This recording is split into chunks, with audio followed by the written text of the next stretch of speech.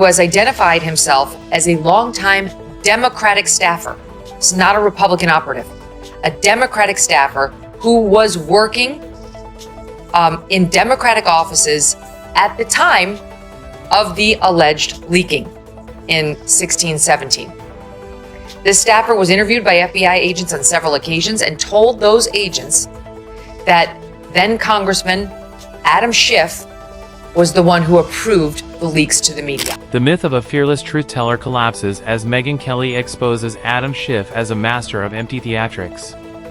His promised bombshells faded into dramatic speeches and hollow claims, leaving a legacy built on cameras, sound bites, and fleeting applause. This staff member began talking to the FBI in 2017 because he said he considered the leaks to be, quote, unethical, illegal, and treasonous. This is a Democrat staffer who is saying to the FBI he had a holy shit moment when he heard Adam Schiff give the order. These documents that outline the FBI's interview, like the FBI doesn't tape its interviews, they go back and they report what they heard.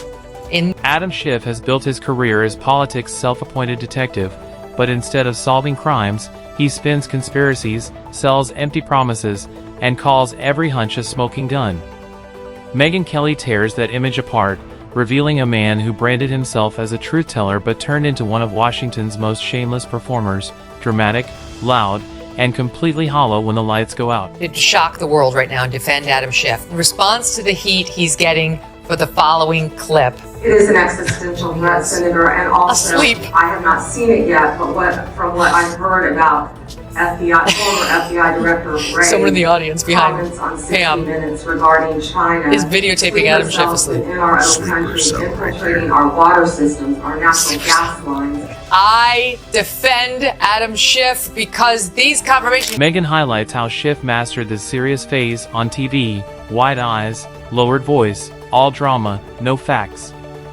He promised explosive evidence of collusion, hinting at secrets that would change history, but delivered nothing. Again and again, his probes played out less like Sherlock Holmes and more like Scooby-Doo, only without the big reveal, just empty speculation fading into thin air. I believe he's going to weaponize the DOJ to use it against his opponents. I believe that's what was done to him.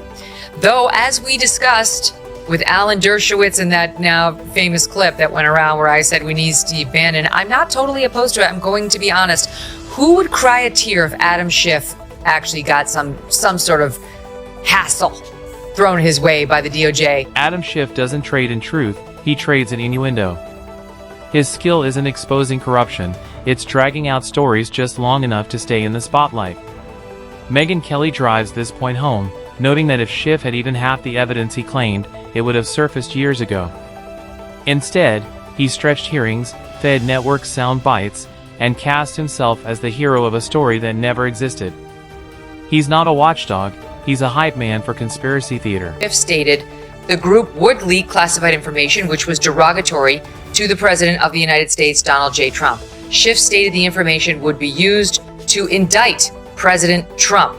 The whistleblower stated this would be illegal, and upon hearing his concerns, unnamed members of the meeting reassured that they would not be caught leaking classified information. What makes Schiff an easy target is how boldly he doubles down, even after being proven wrong.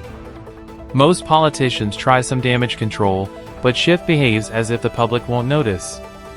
Megyn Kelly skewers this arrogance, showing how he repeats false claims, then blames others for doubting him.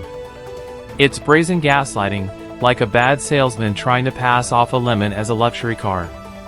Schiff didn't just bend the truth, he treated it like a stage prop. Biden pardoned Adam Schiff at the end of his term, but Right. unlike the one he gave to Hunter, it was a limited pardon, and it only spoke to J6 and his work on the January 6th Select Committee, so it would not immunize him from any of the claims you and I are discussing right now, right? Megyn Kelly calls out the deep hypocrisy Schiff wears like a badge.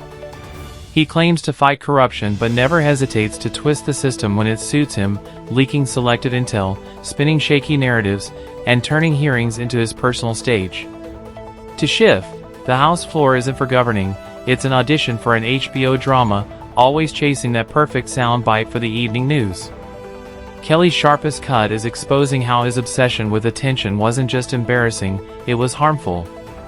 While he branded himself as democracy's savior, Congress was dragged through endless partisan circuses that wasted years of legislative time. Kelly points out the ugly truth: beyond the theatrics, Schiff's record is empty. Decades in office, and his constituents have little to show for it. His only real achievement? Perfecting the art of outrage theater. So walk us through what the 302 reports that the FBI wrote up after their interviews with this whistleblower say.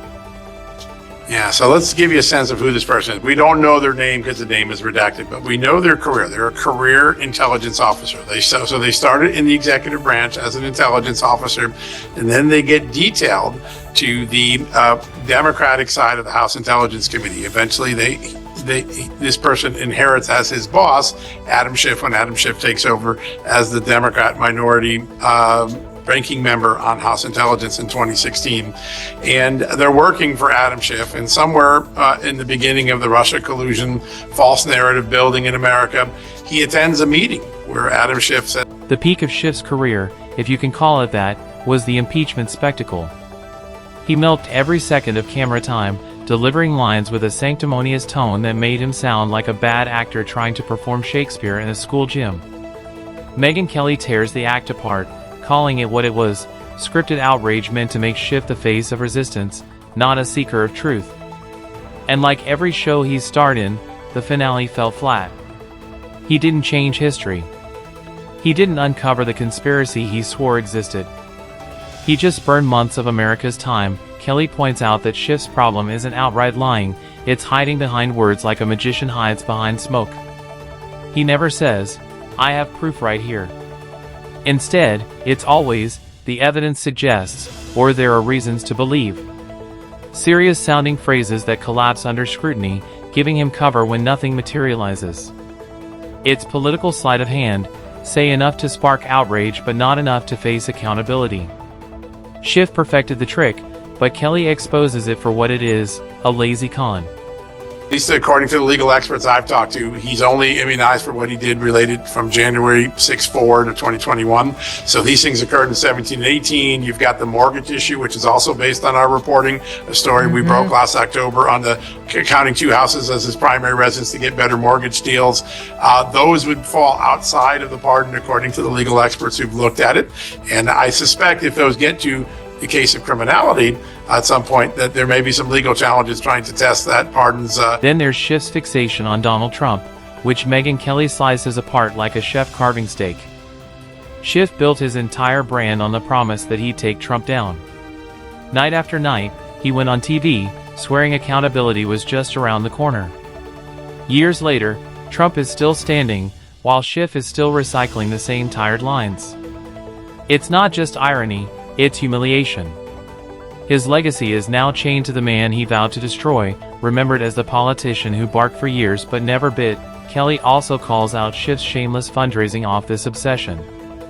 Every dire warning, every dramatic press conference, every ominous hint about national security conveniently aligned with a fresh round of donation emails. Schiff didn't just exploit fear, he monetized it. He turned paranoia into a subscription service, convincing loyal followers to bankroll his endless soap opera. And what did they get in return? Nothing but empty promises and a smug face on TV. Didn't we just have a whole criminal investigation of Donald Trump for having documents at Mar-a-Lago that might have classified information in them, and we just can't have that. We can't have classified information running around out there in the hands of people who aren't authorized. Meanwhile, this is the former president of the United States who can declassify everything. We were told that for 2 years straight, the past 2 years by Democrats, and now what you're saying is that one of the most vocal about that, Adam Schiff, had been at the helm of releasing classified information. Schiff's defenders claim he's just doing his job and standing up for democracy, but Megyn Kelly calls that what it is: pure nonsense. Defending democracy doesn't mean dragging the nation through endless show trials that lead nowhere. It doesn't mean turning hearings into vanity projects or crying wolf so often that real warnings lose their weight. Kelly also shreds Schiff's constant projection, warning about misinformation while peddling narratives that never pan out. He sells himself as a defender of truth, yet leaves behind a trail of half-truths, exaggerations, and outright fabrications. Schiff doesn't just bend the rules, he twists them beyond recognition, all while wearing that smug, self-righteous grin, daring anyone to call his bluff. This is only the unverified allegation of a single former staffer. The alleged conduct would involve criminal and unethical conduct of the highest order, if proven. Your reaction to this news? Well, it's in keeping with my opinion of Adam Schiff. I've been calling him McCarthyite ever since he started in on Trump. And as John pointed out, McCarthy, at least there had some communists in the government that he was talking about, although he was irresponsible.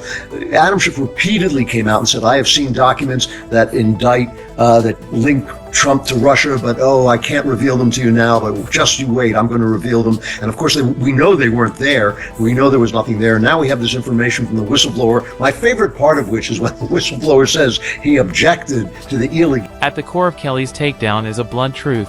Adam Schiff is a fraud, not legally, but professionally. He sold himself as a warrior for truth but delivered nothing but theater. He turned serious issues into punchlines, made promises he couldn't keep, and left the public more divided and cynical than before. Schiff hasn't strengthened democracy, he's cheapened it, reducing it to reality TV. The harshest part? He still doesn't see it. Even after years of failed predictions and empty theatrics, he struts onto TV sets with the same false confidence. But history isn't fooled. It's already written him down as the man who cried collusion, the man who turned hearings into Broadway auditions, the man who mistook theater for leadership. Kelly doesn't just roast him, she dismantles him, exposing Schiff not as a watchdog of democracy but as a salesman of fear, a bender of truth, and a cautionary tale of what happens when politicians chase cameras instead of results. So the whistleblower was reportedly very specific on the details. Like it doesn't sound like a lie because this person had a lot of details when speaking to the FBI. Quote, when working in this capacity, this whistleblower was called to an all-staff meeting by Schiff. In this meeting, Schiff stated the group would leak classified information which was derogatory to... When the curtain finally falls, Schiff won't be remembered as the defender of the Constitution, he'll be remembered as the politician who promised a smoking gun but delivered only smoke. Kelly makes the blow even sharper by contrasting his self-made image with the real impact of his actions. He wanted history to see him as democracy's guardian, the man who saw threats others ignored. Instead, his legacy is a cautionary tale of ambition outpacing credibility and of political theater gone terribly wrong. Schiff didn't protect institutions, he weakened them, turning them into partisan props. That's the stain he'll never erase. Kelly hammers this home, mocking how Schiff clung to TV cameras like lifeboats on a sinking ship. While most lawmakers used media to promote policy, Schiff used it to feed his ego, repeating baseless claims until the repetition itself became his shield. To him, exposure was currency.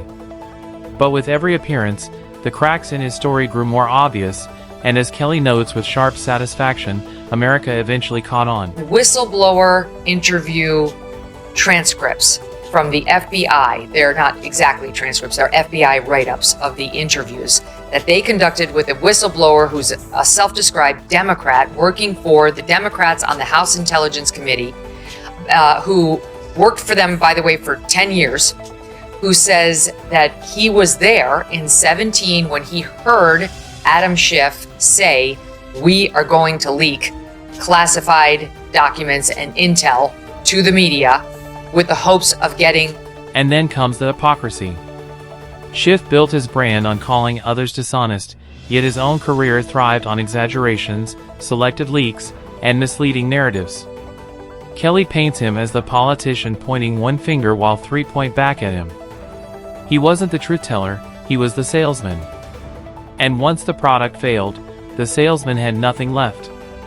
Today, his credibility is worth about as much as a Blockbuster membership card. The real blow, Kelly notes, is the gap between Schiff's inflated ego and his meager real-world impact. Instead of strengthening trust, he chipped away at it, deepening division and leaving Americans more cynical than ever. She doesn't frame him as a guardian of democracy but as a cautionary tale, proof that even the so-called watchdogs are chasing fame and relevance like everyone else. Exposed, the crusader image collapses. He isn't a hero, he's just another opportunist. Kelly doesn't just roast him, she buries him under the weight of his own record. Schiff dreamed of being remembered as a statesman but ends up closer to a punchline, a meme built on dramatic promises that crumbled under scrutiny. Kelly drags that truth into the open, leaving nothing but a hollow legacy defined by noise, not substance.